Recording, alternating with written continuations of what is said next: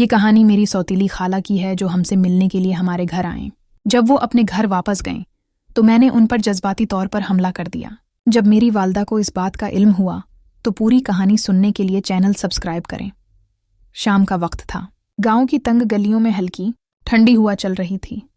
मैं छत पर बैठा एक किताब पढ़ रहा था कि नीचे से मेरी उम्मी की आवाज़ आई, बेटा ज़रा नीचे आओ, तुम्हारी खाला आई हैं।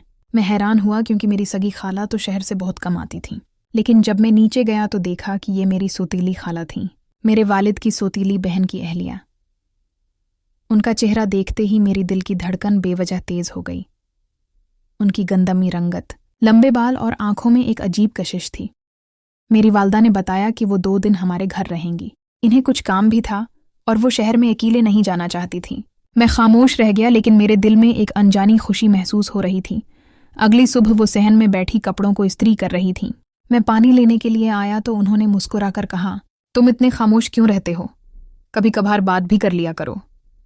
मैं हल्की सी मुस्कुराहट के साथ वहां से चला गया, मगर उनकी मुस्कुराहट मेरे जहन में बस गई। दोपहर को जब घर के सब लोग आराम कर रहे थे, मैं किचन में पानी पीने के लिए आया तो मैंने देखा कि वो खिड़की के पास खड़ी बाहर देख रही थी।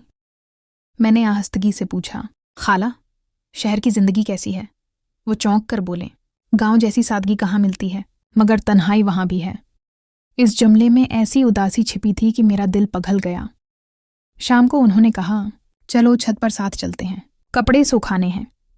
मैंने कपड़े लटकाने में उनकी मदद की तो हुआ कि झोंके से उनके बाल मेरे चेहरे से लग गए। एक लम्हे के लिए मेरा दिल जैसे थम गया, लेकिन मैंने खुद को संभाल लिया।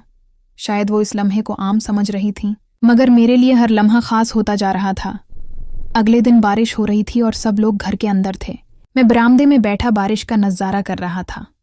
वो मेरे पास आकर बोलें, बारिश का मज़ा चाय के बगैर नहीं आता, क्या मैं चाय बनाकर लाऊं? मैंने कहा, अगर आप बनाएंगी तो ज़रूर। कुछ देर बाद वो 2 कप ले आए। मैंने चाय का एक घूंट लिया तो हंसकर कहा, आपके हाथ की चाय वाकई लाजवाब है। वो हल्के से मुस्कुराएं और अपनी नज़रें नीचे कर लें। रात को जब सब सो गए तो मैं सहन में बैठा हुआ था। वो भी पानी लेने के लिए आए। खामोशी में सिर्फ जुगनों की रोशनी और दूर कहीं मेंढकों की आवाज़ थी। मैंने हिम्मत करके पूछा, क्या मैं आपसे एक बात पूछ सकता हूँ? वो रख गईं। क्या बात है? मैंने आहिस्तगी से कहा, क्या आप अपनी ज़िंदगी में खुश हैं? वो कुछ देर खामोश रहें, फिर बोलें, कभी कभी इंसान बाहर से हंसता है मगर अंदर से खाली होता है। इस लम्हे मुझे लगा जैसे हम दोनों एक ही कश्ती के सवार हों। अगले दिन सुबह मैं बाग में काम कर रहा था कि वो भी वहां आ गईं। धूप नरम थी, परिंदे चहचहा रहे थे। हम आम के दरख्त के नीचे बैठकर बातें करने लगे। वो अपने बचपन के किस्से सुनाती रहीं और मैं सुनता रहा। हमें वक्त का अंदाजा ही नहीं हुआ। शाम को जब वो कपड़े समेट रही थीं, मैं उनके करीब जाकर बोला, आपकी बातों में एक सुकून है। पता नहीं क्यों लगता है कि मैं आपसे घंटों बात कर सकता हूँ। वो खामोश हो गई, मगर उनकी आंखों में हल्की सी नमी आ गई। इस रात दोबारा बारिश हुई। मैं छत पर जाकर खड़ा हो गया। कुछ देर बाद वो भी आ गई। मैंने कहा, आप बारिश में भीग रही हैं? वो हंस पड़े, कभी कभार जब दिल करे।